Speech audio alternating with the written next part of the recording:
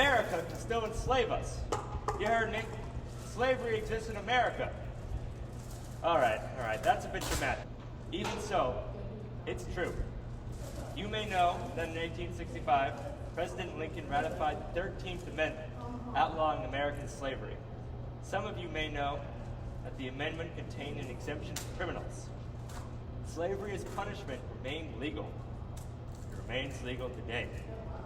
Prison labor is a cruel, outdated practice, and we can end it through technology and innovation. We'll first identify prison labor, why it exists, and when and where it originated. Then we will build a solution for each aspect of prison labor. So, according to Ava DuVernay and Spencer Averick on 13th on Netflix, released on YouTube on April 16, 2020, prison labor is labor owed for any crime. However, American penal servitude began long before the Civil War. Rebecca McLennan, in The Buried Roots of Carceral Labor, Inquest, published May 16, 2023, writes, "The Northwest Ordinance of 1787 banned slavery and involuntary servitude in the Northwest Territory, an area encompassing most of the present-day Midwest. However, it made an exemption for penal servitude and slavery." McLennan then mentions that the Northwest Ordinance failed, but its writer's successors enacted tough new laws, built new fortress-like prisons, and mandated forced labor for prisoners. When Congress enacted the 13th Amendment, the penal labor system held most American prisons. To prevent that system's dismantling, the amendment's writers left out penal slavery.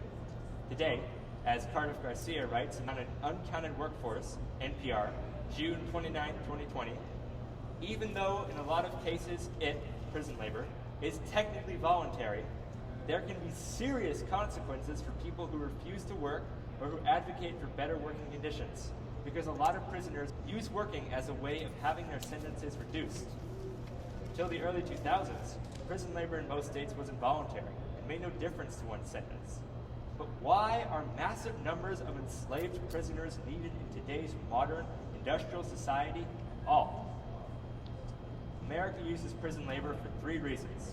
It's a simple solution to a labor problem, cheap in the short term, cruel. As prison labor is slavery, it carries slavery's properties, forced labor to do whatever's needed. As such, it prevents any progress, as there's no need for a new way to do a task when you have people you can force to do it. Even so, it's easy to carry out. As Margot Marvez writes in her reflection paper, CSU LA College of Criminal Justice and Criminalistics, August 31st, 2022, the loophole of the 13th Amendment was abused by Southern state police forces after the Civil War. African Americans were arrested en masse, starting the first ever prison boom.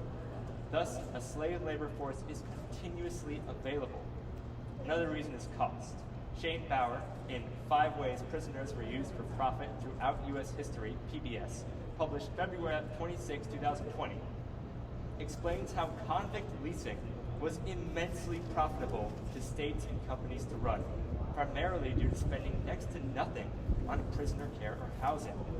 Prisoners were expendable. Finally, even today, much of American society views criminals as deserving of at least labor as punishment. Ava DuVernay and Spencer Averick wrote that modern public opinion is driven by private prison groups such as CCA and Persuasive, working with mass media to promote criminalization and labor as punishment.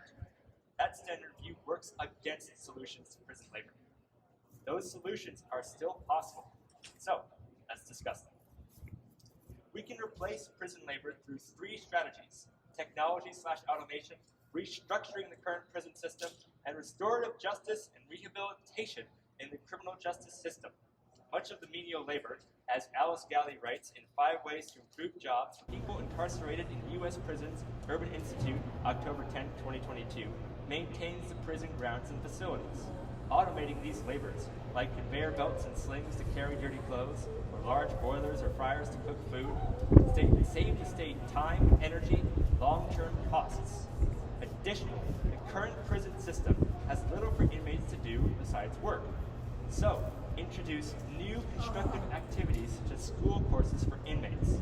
Finally, the criminal justice system needs an overhaul, beginning with large-scale implementation of restorative justice, relaxing sentencing for petty and victimless crimes, and rehabilitating those convicted of doing crimes instead of prison time. That is what we can do about this travesty that occurs only a few miles away from us, wherever we are in America. Today, we can end archaic, cruel prison labor practices through our new technologies and broad restructuring of the incarceration and criminal justice systems. We reviewed prison labor's identity, its causes, and how to eliminate it for good without lasting consequences. It's possible. But to end this modern-day slavery, this vast injustice, we must involve ourselves and each other.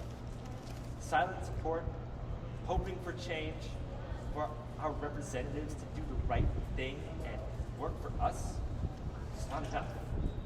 We must act. We must rally our peers and our government.